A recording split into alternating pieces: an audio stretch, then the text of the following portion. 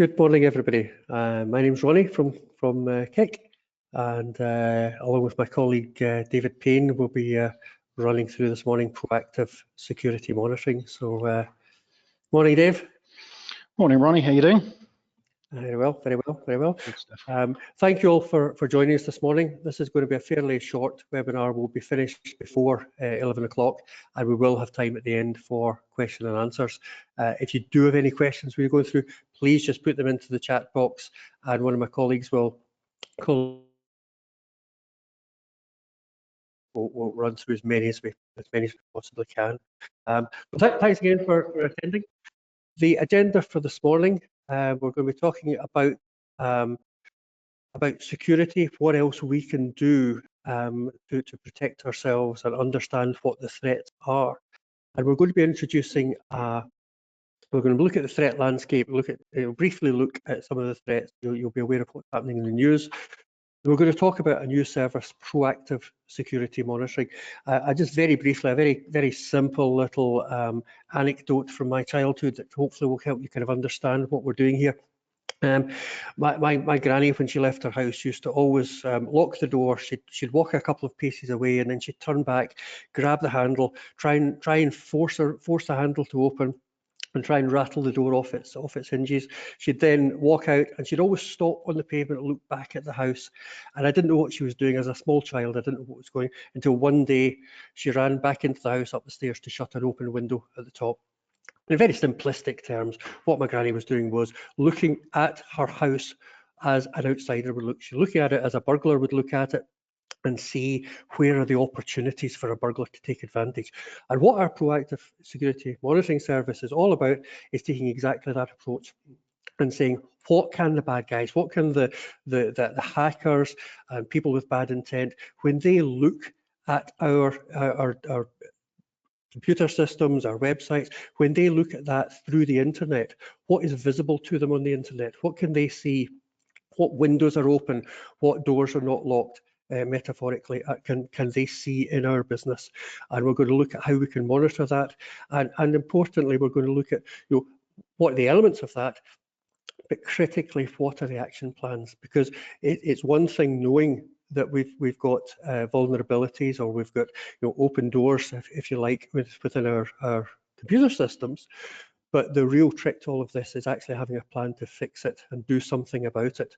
It'll keep us awake at night if we have vulnerabilities, but we don't know what to do about it. So the key to all of this is giving us the information, giving you the information, giving us the information as to what we need to do between us to fix this. And we'll talk about how that happens and what the options are to remediate the problems. David will talk a little bit as well about password management. We all hate passwords. The world is changing. There are some other options there that David will cover. And as I say, finally, at the end, we'll have a Q&A session. So, David, would you like to talk about why we're doing? Thanks, Ronnie. Good morning, everybody. So why are we talking about this now? And the answer to that question really is because the rate and the sophistication of data breaches that we are seeing is increasing all the time. Data breaches happen, and you can see from this slide here. This slide shows some of the biggest data breaches that there have been over the last 4 to 5 years. And you can see the number of records that were exposed as a result of the data breach. So there's some well-known breaches in here, the likes of Facebook. T-Mobile is on this list yet again.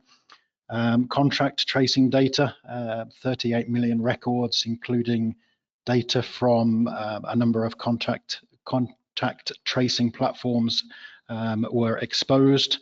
And the list goes on. You can see LinkedIn, McDonald's, Peloton, Ubiquiti, SolarWinds, Spotify, and so on. But it's not just a big company problem. At the other end of the scale, back in 2016, was a one-man band, a Glasgow-based hairdresser who had a single PC that he used for bookings, for appointments, for taking payments, that PC was hacked. It was subject to ransomware, and for a period of a week, that hairdresser could no longer operate. So this is not just an issue that affects the likes of the Facebooks and the Yahoos of the world.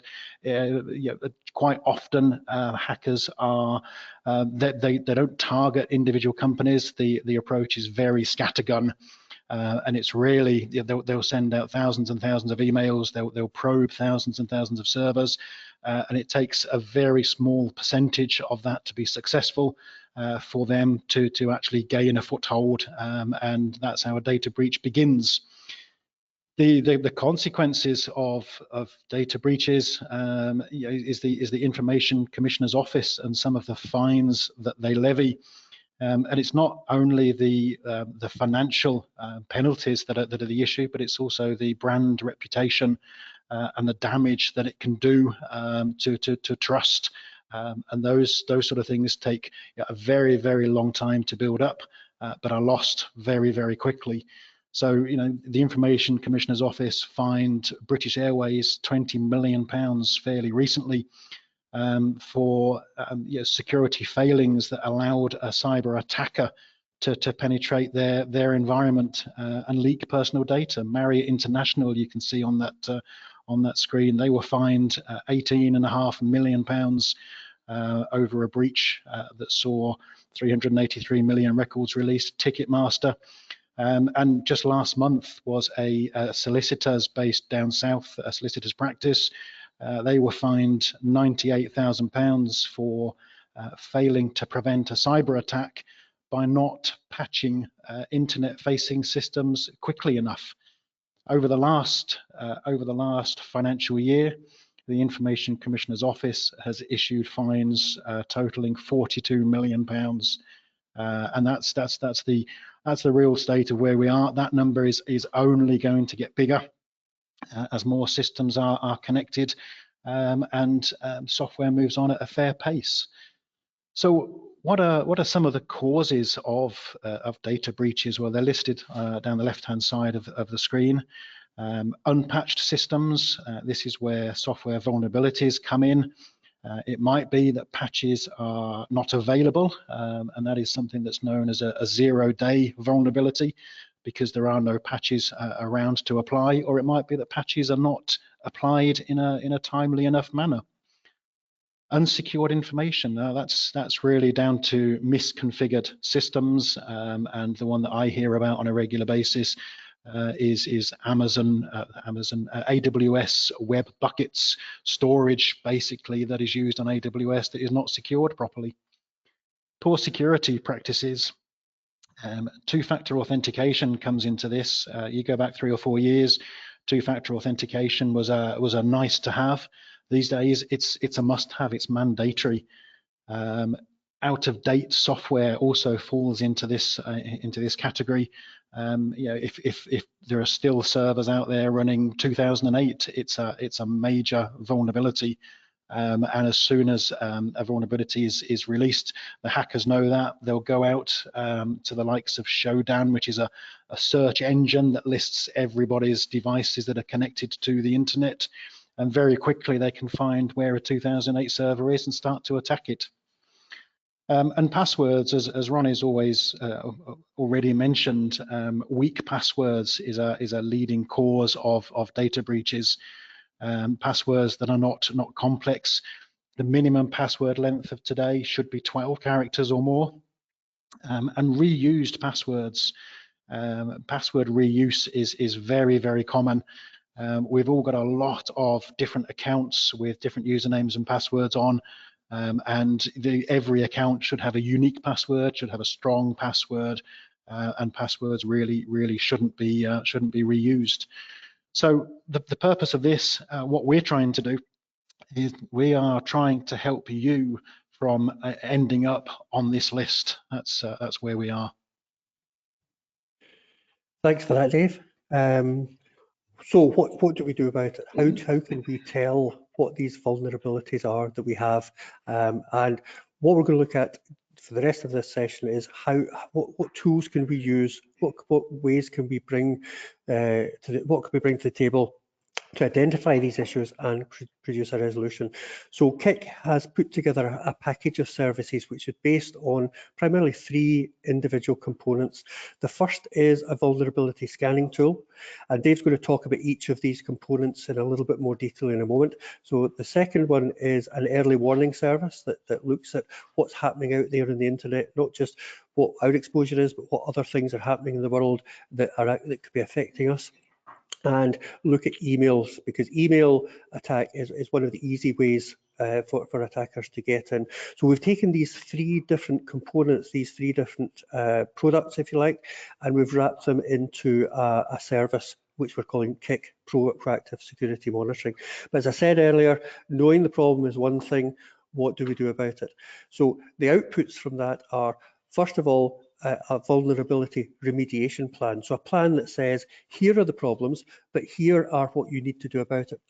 And this is not a technical document. It is written for a non.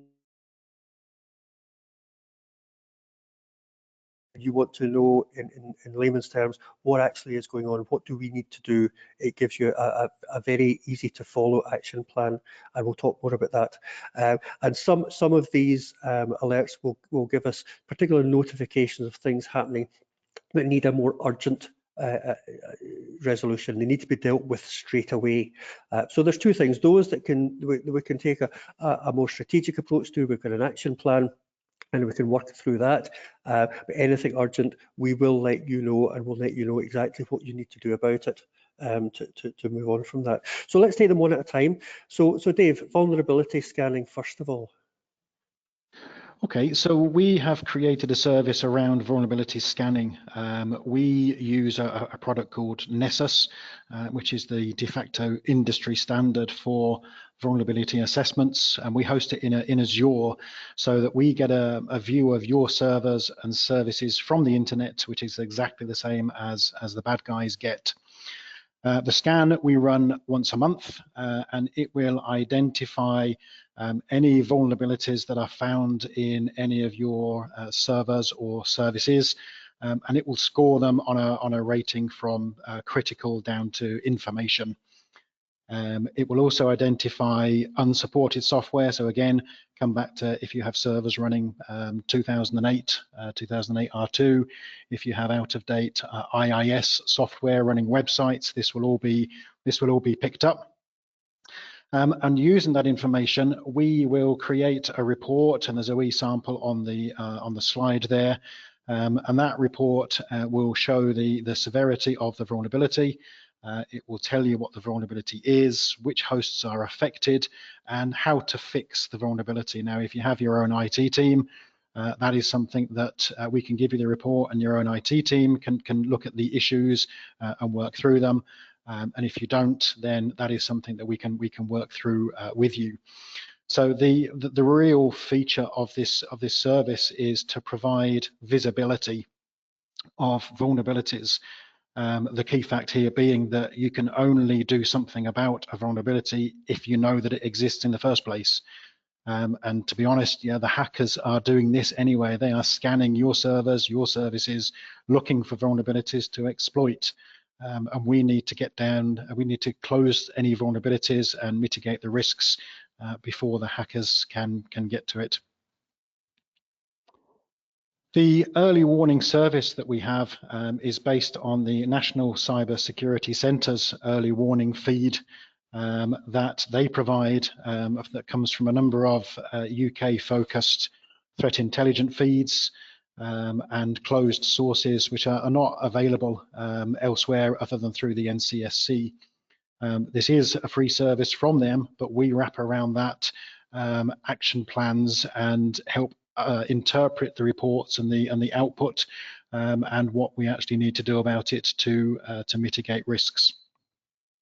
So there are 3 real features to this: incident notifications, which identifies activity from your systems that suggests that there might be a compromise taking place or having taken place, such as being involved in a denial of service attack. Network abuse events are indicators that your servers or services have been associated with malicious activity somewhere, such as becoming part of a botnet. And vulnerability alerts will alert us to a server that's running open ports, such as remote desktop, which is a high risk port. The vulnerability alert service complements the vulnerability scanning service that we offer directly. The one from the NCSC identifies open ports, as goes quite a lot deeper than that and looks at the services and services behind it and why there may be issues and what we can do about it. Thanks, Dave. That's interesting. Let's cover the first two of the three components here. So I mentioned about the remediation action plan, the output from that. So these scanning services that Dave's been explaining, they produce data. But it's data that is great for technical colleagues. It's not necessarily so practical for those of us who are trying to solve the problems. So it's assessed by a ICT analyst. We've got a team of guys here involved in this, and they assess the priorities and establish what the actions are that we should take, and they translate that technical data into an action plan. And the important bit there is for non-specialists. So decision makers in the business can really see what's the implication for the business, what do we need to do about it, and if there's a cost involved, what is that cost? And then there's a choice. Once you get that action plan, you may see you may decide to fix it internally if you have the capabilities, if you have the staff, if you have the time, and it may be you've got resources in-house to do this, who are capable of doing it, but you're simply too busy. So the alternative is that we can provide that service. Now, depending on what's involved, obviously we need to talk about the cost and timescale on that, but we're here to help. So you've got an option there. It's not something where we're forcing you down one path. You're in control of this. But this plan then will be something that is issued regularly. So your action plan is done on a regular basis.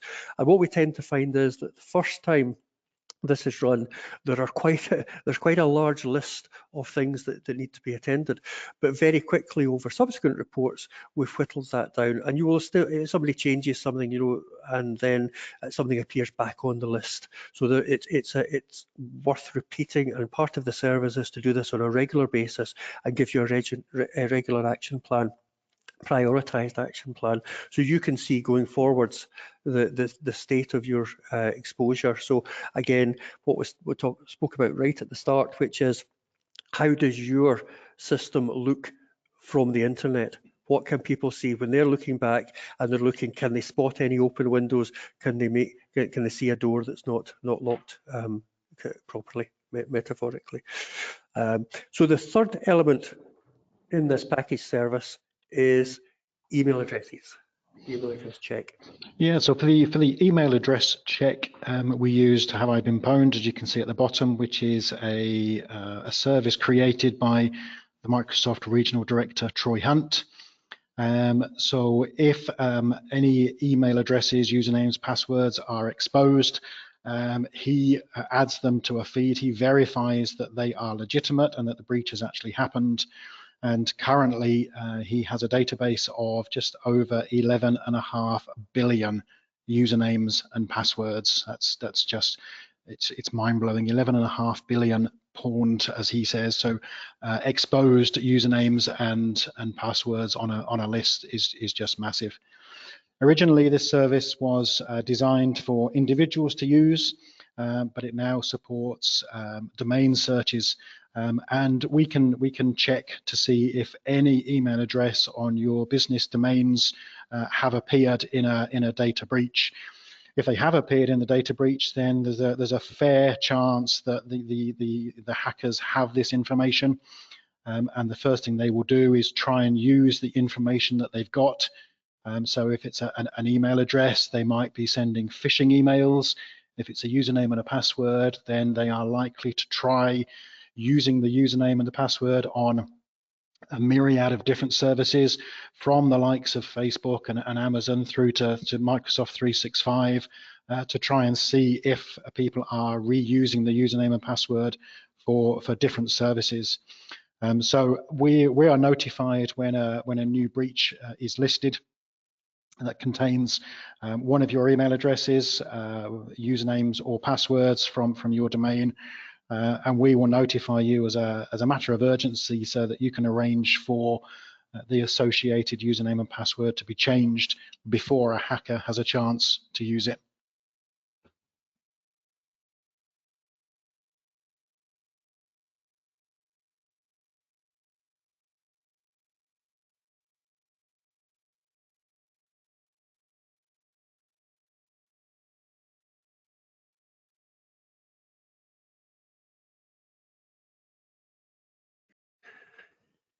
So the output from these checks tends to be of a more urgent nature, and these are alerts that we will get. We will very quickly assess and again classify the urgency of these and the priority of these.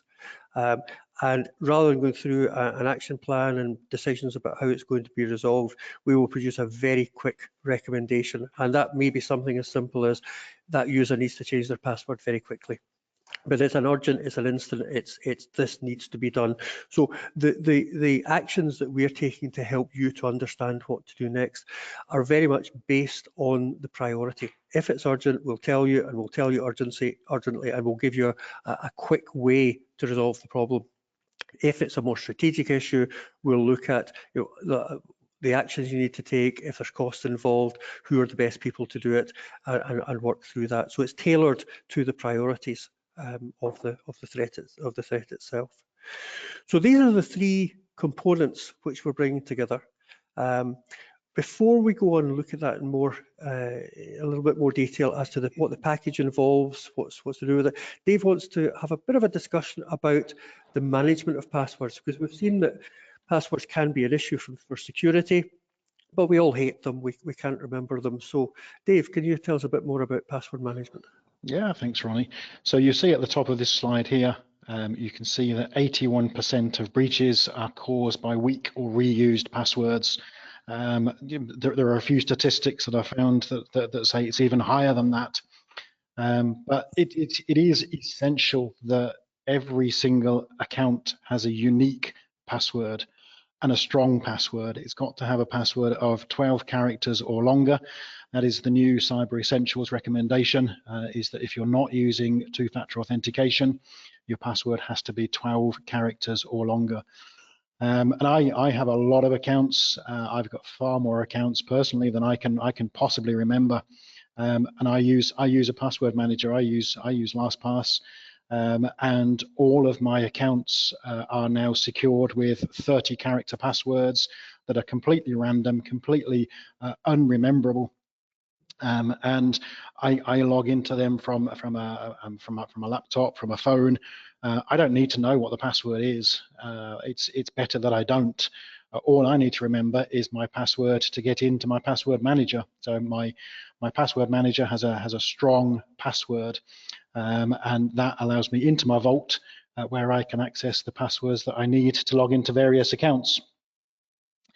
Using a password manager will auto-fill a username and a password when you go to a site. So if I go to a 365 site, my username and password will automatically be filled in from a password manager, which also means that if a hacker creates a lookalike site, a copycat site that isn't really the site you're intending to go to, my password manager won't fill those details in, and it will flag to me that something is not right.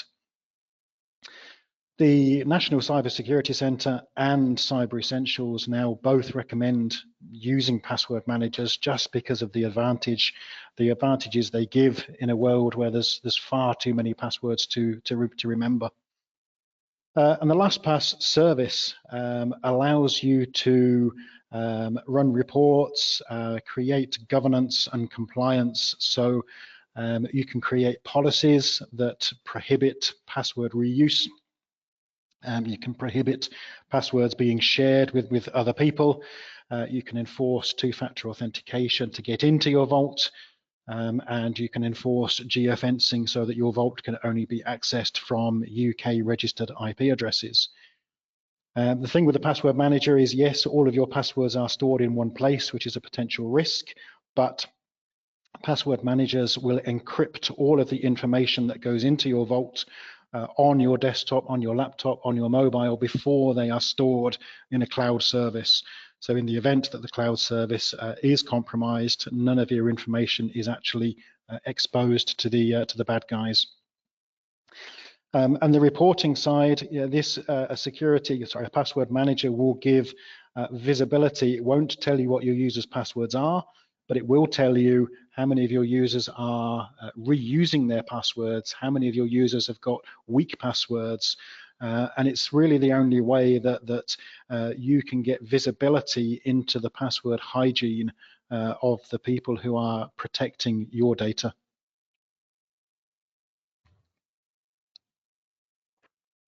Thanks, Dave. So an interesting collection of products there, brought together under the one heading. So if that's something you're interested in, and some of our clients are using this already, I've started piloting this. What's involved? I think most of you on this call already have a support contract with Kik, or at least our Kik customers. If you're not, then welcome to Kik.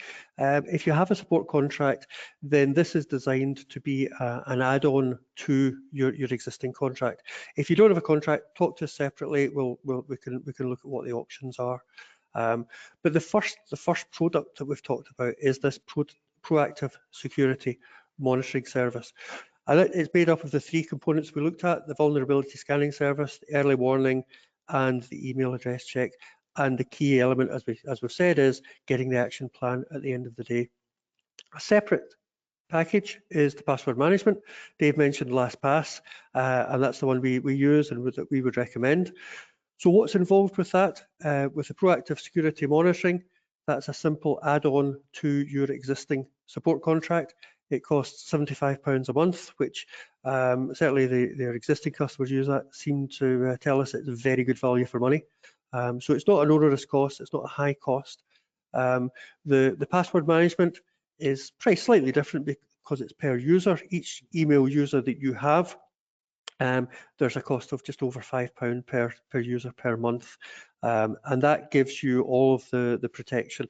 And I guess the way to look at these costs is to say, well, if we don't spend that, what's the potential risk to the business, and what are the costs associated with that? So we've managed to find a way that we can package this in a way that it should not be a huge barrier. It's not a hard way into the service. But please, talk to us after the event. We can have one-to-one chats with each of you, and just see how this all fits together. So I'm just looking here. We don't have many questions in the coming up in the chat here. So if you've got any questions about what we've spoken about, whether it's about the products themselves, the components themselves, the services, what's involved, how the report can be used, the cost and the support contract. If you get anything that you want to ask us, please just put some comments into the chat box. What I'd like to do before we go on to the Q&A, though, is just to look at how this fits with everything else that we're doing with our customers in the way of supporting them, supporting their environment. A lot of you will be aware that Kik has grown over the last 7 years by bringing together a number of different organisations, a number of different IT teams who can support different elements of your organisation. And last year, that was the final piece of the pie, or the latest piece of the pie is the comms division. But one of the things I really wanted to emphasise is security is not just one of these pieces of the jigsaw that we're plugging in, that we're adding. Security has been right at the core. It's woven into the fabric of Kik right from the start. So we've spoken about the two particular new packages that we're making available. There are lots of other things that we're doing, and I've just mentioned 3 more there, and some of you will already be using these. I think most of you probably will have heard of Cyber Essentials. That's a very useful program to really help you understand the extra things that you can do and that your staff can do, how important your processes and your procedures are within your organisation. But that's not a definitive list of what we do. You know, there are things on there like multi-factor or two-factor authentication that Dave mentioned, you know, where you get the text to your mobile phone, or where you have to go into an authentication app to give you an extra level of security. There are a whole load of other things. I didn't want a slide cluttered full of all the different things we do around security, but it is an increasingly important part of what we're doing for our customers. There's one final point though at the bottom there, which is security awareness and training. And Dave, could you tell us a bit more about what that is, please, and how it helps? Yeah, sure, certainly. I think security awareness and training is quite often overlooked, and it's assumed that because some of us know not to click on a link, for example, everybody knows not to click on a link. But the reason for bringing up security awareness training is because technology will only get us so far. Yeah, for sure, we can have the best firewalls, the best anti-malware in the world, but at some point, the human element has to come into play. And with security awareness and training, what we can do is we can train our users in a manner with which they prefer to be trained, be it games, be it webinars, be it videos, be it posters and documents. And then we can run a phishing campaign, and we can create a phishing email that is delivered to the users to see how many users actually click on a link, or how many users actually fall for what is in that email. And we can see the results from that. So excuse me. So we can see how well the training has actually worked, how many people have taken heed of it. And this is a cycle that we can repeat. We use this service internally. Once a month, we train our users, and once a quarter, we run a phishing campaign to see how effective that training has actually been. And it's a great way of visualizing how secure your users are as part of that puzzle. And as part of the security awareness training service that we use KnowBe4. KnowBe4 integrates with Microsoft Outlook to create a button that allows your users to report suspicious emails. So rather than them forwarding on an email to somebody saying, is this legitimate or not, should I click on it, which then passes the risk to somebody else, they can securely report that email back into the security awareness and training versions of Outlook. And the last, the very clever feature of the KnowBe4 system is the ability whereby, and we see it here, an email will come in here to a number of people purporting to be from our chief exec, for example, asking for Amazon vouchers to be bought as a matter of urgency. And that email goes to 20 people, 30 people. And when the first person reports that, when the first person clicks on is this a phish button, and that goes into the system to be checked, there's a fair amount of AI and algorithms that run in the background to check whether it is malicious or not. And if it is a malicious email, that email will then be removed out of all of your users' inboxes that have actually received the email, to remove the risk of somebody else clicking on it. So it only takes one person in your environment to click on the button to mark an email as suspicious, and that email is automatically removed from the inboxes of all of your other users who've received it, and it gets rid of the risk. It's a very clever piece of technology. Thanks very much, Dave. So on to the question and answers, and just while Dave's looking at the questions, just before I answer that, my partner, her organisation was hit with that very question supposedly from the chief exec to buy Amazon vouchers, and all but one in the organisation saw it was a scam and deleted it. One very unfortunate person in the organisation went out and spent a considerable amount of money only to find that they had been scammed. So it does happen. So Dave, questions? Yep, okay, so the first question is, will the slides be available after the webinar? And the answer to that question is yes. The slides will be sent out after the webinar to everybody who's attending today. Second question, one for you, Ronnie. Are there any discounts for third sector organisations for the password manager? I can look into that. I can't give you an answer just now because, quite frankly, I don't know. But talk to us after. Talk to your account manager if you have one. If not, my contact details will be on the screen at the end, and we can certainly look into whether or not that is available. I don't want to make any promises because it may not, but we will certainly do what we can to investigate it. Okay. Third question, do we talk to your account manager or to yourselves? It doesn't really matter. What matters is that you are talking to us. For those who don't know me personally, my background is information security. I've done information security for longer than I care to remember, so I'm always happy to talk to people, and I would far rather talk to somebody about a proactive action that you are wanting to take or a risk that you are concerned about, rather than have to come to you after an event and look at how we get systems back that have been affected by ransomware. So to answer your question, yeah, by all means, you can talk to myself. My contact details will be at the end, or you can talk to your account manager. Another question, how can we ensure safety with staff working remotely? Yeah, that's certainly come up a lot with COVID. A lot of people suddenly found themselves working from home, and realistically, security is all about layers. There's no single bullet. There's no one feature that I can say to you, if you do this, your information will be safe. And it's really about remembering that we're protecting your information, your data. So it's where that data resides that we actually need to protect, and that's where things like two-factor authentication comes in. That's where secure VPN comes in.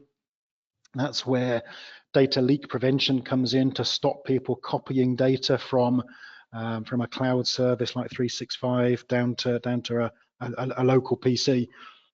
Excuse me. So there are a number of different things we can put in place to help with staff working remotely, and as I say, it has been a big feature of the last 2 years. Another question we have, is the vulnerability scanning external internet facing only, or internet or internally also inside the network? At the moment, the service is purely external and scans services that are visible to the internet, and the reason for that is where the biggest risk comes from. That is what the hackers are doing. They are scanning any of your services that they can see on the internet to try and get a foothold into your system, and then move laterally once they're inside your systems, escalate the privileges, and then do the most damage. So at the moment, this specific service is purely scanning external services visible from the internet. We are happy to have a conversation about scanning services internally. That is something that we can do, but it's not part of this service. And the next question, should we insist that only hardware provided by the company is used, or can they use their own hardware when at home? Good question. Good question. So this is talking about BYOD, bring your own device. And realistically, I would answer that question by the technology will allow us to work securely on devices that are used by users, providing they are managed. So if people are working at home on a laptop or a mobile device, then so long as we've got the likes of mobile device management that gives us the ability to track the device, to remotely connect to it, to remotely wipe it, and so long as the device meets company policies in terms of having predetermined anti-malware software on that is managed centrally, and you have visibility of that, then there's no reason why BYOD shouldn't form part of your operational practices. That said, realistically, it's a political decision inside the organization that you need to decide whether you're comfortable with that level of risk. And if you're not, then the devices need to be provided by yourselves that are more locked down. It's really kind of a business decision first, and the technology is there to support whichever decision you actually make.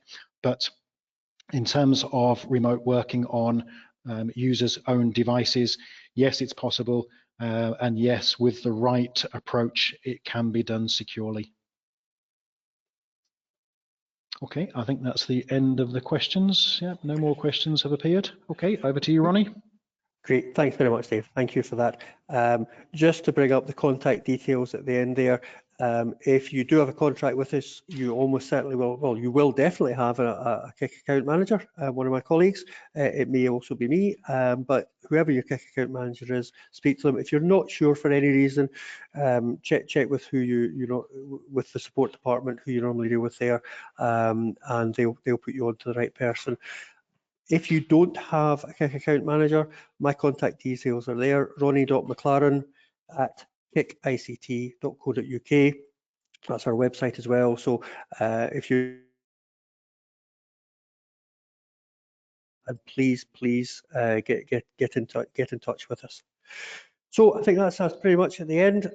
Thank you all for taking the time this morning, and hopefully we'll speak to you all again very soon. Thank you very much. Have a good day. Cheers. Bye bye.